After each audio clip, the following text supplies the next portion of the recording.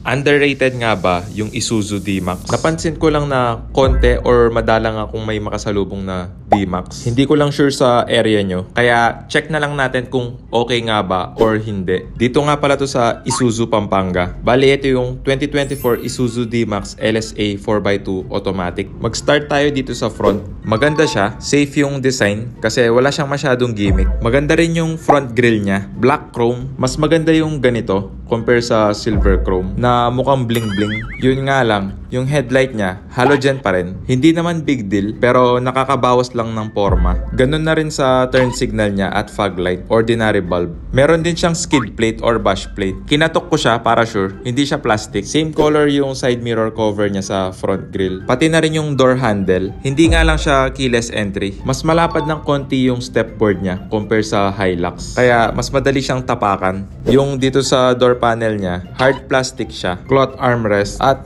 driver side window lang yung naka-automatic. Naka-cloth seats lang yung D-Max LSA. Pero yung display nila dito, naka-leather seat cover. Manual adjustment siya. Malaki din yung side mirror niya. Okay naman yung design ng steering wheel niya. Smooth siyang hawakan. Yung napansin ko lang, malaki pa yung space dito. Tapos meron pang blank switch dito. Hindi ko pa na-check yung 4x4 variant. Comment nyo na lang kung ano yung nakalagay dito. Yung gauge cluster niya, okay lang yung design niya. At dahil hindi siya keyless entry, hindi rin siya naka-push start stop engine. Wala namang kaso kung disusi siya. Pero para sa akin, bawas forma na naman to. May cup holder siya sa driver and passenger side. May additional storage din siya dito sa malapit sa hood latch. May storage din dito sa may dashboard niya. Malaki din yung infotainment screen. Yun nga lang, wala siyang physical button or volume knob. Single zone lang yung climate control niya. Downside to para sa akin, lalo na sa katulad kung mahina sa lamig. Tapos, may passenger ka na mahilig sa malamig. Okay lang yung design ng gear shifter, pero marami lang siyang blank switches. May storage din siya dito sa taas ng glove compartment.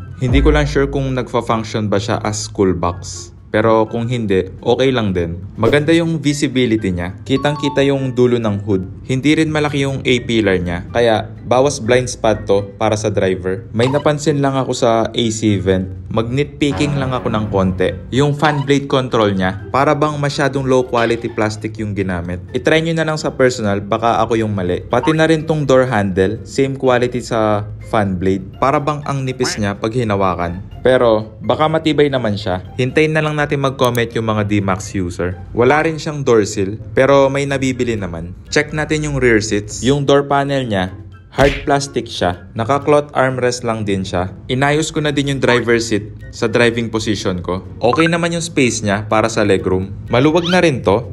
Makakapag-stretching ka na rin kahit papano. Medyo mataas nga lang yung door panel niya. Kung mahilig kang magpatong ng siko dyan, hindi nga lang magiging comfortable yung position. Paangat kasi yung design ng window ng D-Max. Yung headroom niya, okay lang. May space pa naman na konti. Yung seating angle, komportable naman. Hindi siya yung upright or 90 degrees. May rear AC vent na rin siya at USB port. Hindi ko lang din nagustuhan yung design dito sa may B-pillar. Naka-body color siya. Kitang-kita yung separation ng front and rear window. Para sa akin lang naman, mas maganda yung black na lang siya para seamless siyang tignan. Maganda rin tong bed extender. Functional na, aesthetic pang tignan. LED na yung brake light niya. Pero yung turn signal at reverse light, ordinary bulb lang. May reverse parking sensor at rear cross traffic alert. Hindi ko lang masyadong gusto yung design ng rear bumper. Para siyang nakalawlaw. Yung third brake light niya, naka-integrate siya sa cabin roof. Hindi ko sure kung maganda ba yung design dito sa likod. Pero tingin ko, sakto lang. Halos pantay din yung gulong sa fender flare niya. Lift spring din yung suspension niya. Pero ito,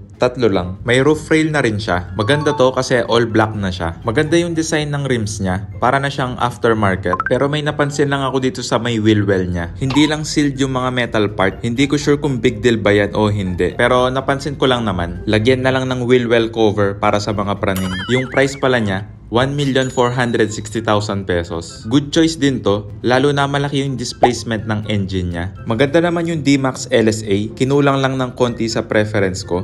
Palike na lang and subscribe. Paalam!